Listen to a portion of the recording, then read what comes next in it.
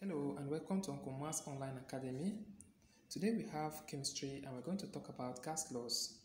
We are going to discuss states of matter, kinetic theory of gases, and gas laws. And our expectation is that at the end of this class, you should be able to state the meaning of matter, give examples of matter, state the different states of matter or the different phases of matter, state the postulations of kinetic theory of gases, and state the different gas laws and drive their mathematical expressions. So what is a matter? A matter is anything that has weight and occupies space. Matter is anything that has weight and occupies space. Human beings, we have weight and we occupy space, so we are all matters. Our Bible is a matter, our book is a matter, our laptop is a matter, our phone is a matter, even the earth itself is a matter, the air we breathe is a matter, the water we drink is a matter. Almost everything around us is a matter because most of them all have weight and occupy space. These matters, they exist in different states. We have the solid state of matter, we have the liquid state of matter, and have the gaseous state of matter. So that we have solid state of matter, liquid state of matter, and gaseous state of matter. The difference between the solid, liquid, and gaseous states is this. For solid, the molecules are tightly packed. For solid state of matter, the molecules are tightly packed, very close to each other, and because they are tightly packed or very close to each other, they don't have enough freedom of movement.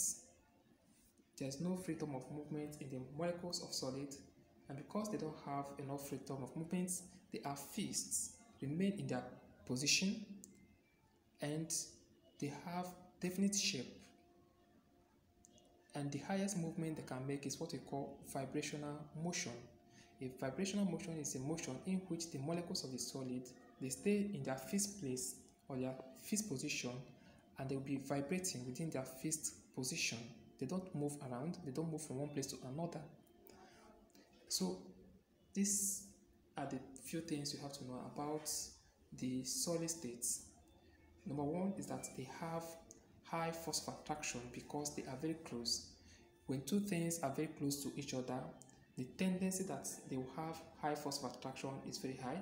And indeed in solid, the force of attraction between the molecules is very high because the molecules are very close to each other and they are closely packed. And because they are closely packed, they don't have enough freedom of movement, and because of that, the molecules are fixed and they only exhibit what we call vibrational motion, and because they are fixed, they have definite shape and definite volume.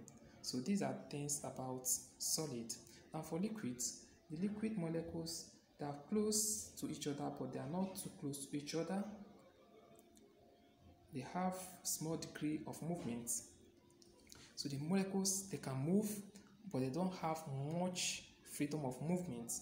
The movement they exhibit is what we call translational motion, in which case they can move but only in a given direction. They can move from one place to another in a given direction. They don't move randomly. They don't move to any direction they want. It must be in a specified direction. That's for liquids. And their force of attraction, they have force of attraction, but it's not as big as that of solid. Solid has the highest force of attraction, followed by liquid. Then liquid force of attraction is intermediate. It is not too high and it is not too low. And then the small degree of movement allows them to flow. So liquid can flow. That's why we can pour liquid from one container to another container.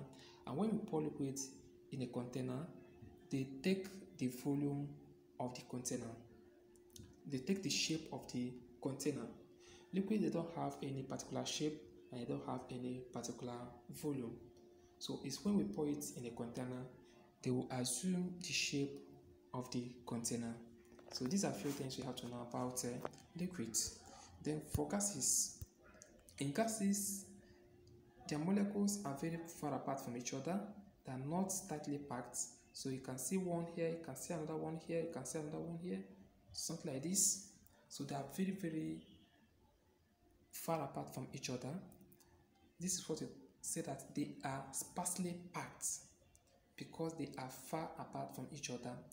If they are far apart from each other, we say that they are sparsely packed. The gaseous molecules are sparsely packed, and this means that they have very negligible force of attraction. They are not attracted to each other. In short, their force of attraction can be ignored. So the molecules in gases, they can move to any direction they like. They don't have any other molecule drawing them back. If they want to move, this one will be drawing you back. Like in solid, if a solid molecule wants to move, another one will be drawing it because they have high force of attraction. The molecules attract each other, but in gases, the molecules, they don't attract each other. They don't have high force of attraction. So the molecules, they can move to any direction they like. So this movement in gases is what we call random motion. Random means that they can move to any direction that the gas molecules like. Now the gas molecules or the gas is compressible. When a gas is poured into a container, it takes the whole volume of the container, and the gas molecules in the container can be compressed because the gas molecules are very far apart from each other. If you find a way to bring them closer, they will be compressed. So that brings about compressibility of the gas molecules. We use the advantage of them being far apart from each other to bring something that will push them to stay closer to each other. And when we push them to stay closer to each other, we say that the gas molecules have been compressed. Now the gas molecules, they don't have any definite shape, and they don't have any definite volume. So these are a few things that you have to know about the gas molecules or the gaseous states. Now we have the kinetic theory of gases. Kinetic theory of gases. The kinetic theory of gases, the postulates are these: that one, all gases are made up of tiny particles called molecules, and that these molecules are in constant motion, they are always moving. The random motion that is exhibited in gaseous molecule, like we discussed. So all the molecules in gases, they are in random motion, always moving, and the movement of these molecules in gases, they constitute what we call kinetic energy. The movement of these molecules, it can lead to kinetic energy, and this movement of molecules, they can also collide with each other. If they collide with each other, the result of what we call the gas pressure. They can collide with each other or collide with the walls of the container as they are trying to move. So the collision of the gaseous molecules result to gas pressure. Now the movement of the gas molecules, it is proportional to the kinetic energy of the molecules. If the kinetic energy of the molecules is high, the molecules will be moving faster. If it is low, the molecules will be moving slower. And then the kinetic energy is also proportional to the temperature of the gases, which means that the higher the kinetic energy of the gases, the more the temperature of the gas, and the lower the kinetic energy of the gases, the lower the temperature of the gases. So these are the postulates or the postulations of the kinetic energy of gases. Now the gas molecules, the gases, there are laws that are made by scientists to explain the change in volume, pressure, and temperature, and other parameters within the gases. Number one is the gas law, the Boyle's law. Boyle's law. We have Boyle's law. Boyle's law. Boyle's law says that the volume of a given mass of a gas is inversely proportional to the pressure of the gas. The volume of a given mass of a gas is inversely proportional to the pressure of the gas at a constant temperature. Now if you want to clear the sign of proportionality, you have that volume is equal to K over P. K over P. Now this means that if you want to make the K the subject of the formula, we have to bring P to this side, and that means that K is equal to Vp, and since K is a constant, now we can have different volume and different pressure.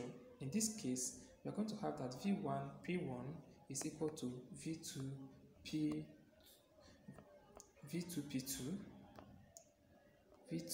P2. So it depends on what you are looking for. If you are looking for V1, we make V1 the subject of the formula and look for it. If you are looking for P2, we make P2 the subject of the formula and put every other thing and solve. That is for Boyle's law. I say that Boyle's law states that the volume of a given mass of a gas is inversely proportional to the pressure of the gas at a given or at a constant temperature.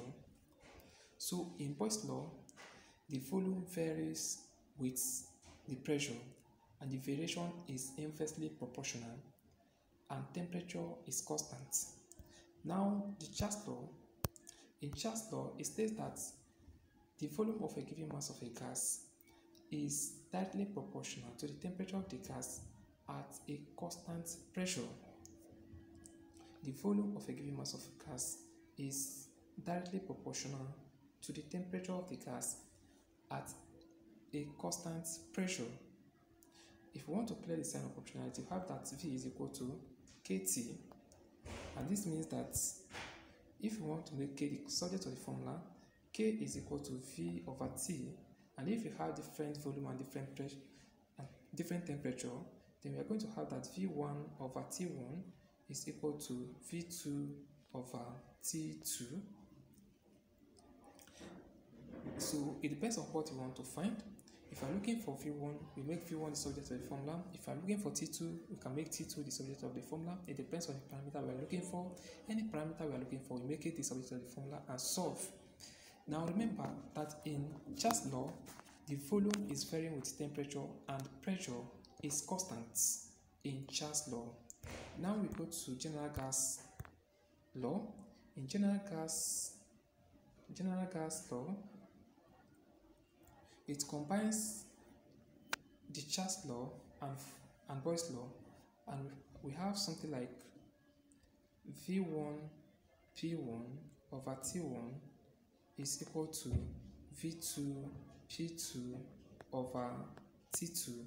This is the general gas equation. It is an equation that combines the Boyle's law and the Charles law.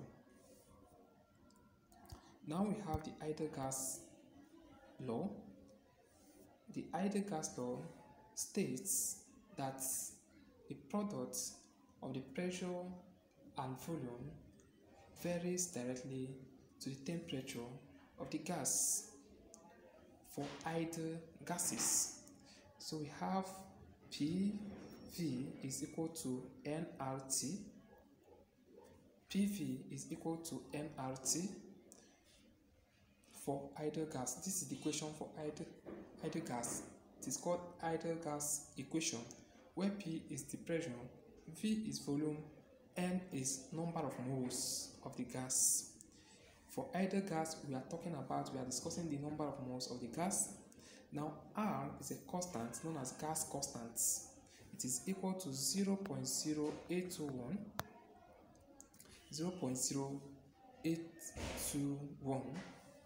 Now T is a temperature. So these are different equations for solving different parameters about gases. So in this class, we have been able to discuss the matter, the meaning of matter. We talked about examples of matter, the state of matter, the different states of matter. We explained the different states of matter, why solid different from liquid and why liquid is different from solid, and then we talked about the postulation of kinetic energy, and then we also talked about the different gas laws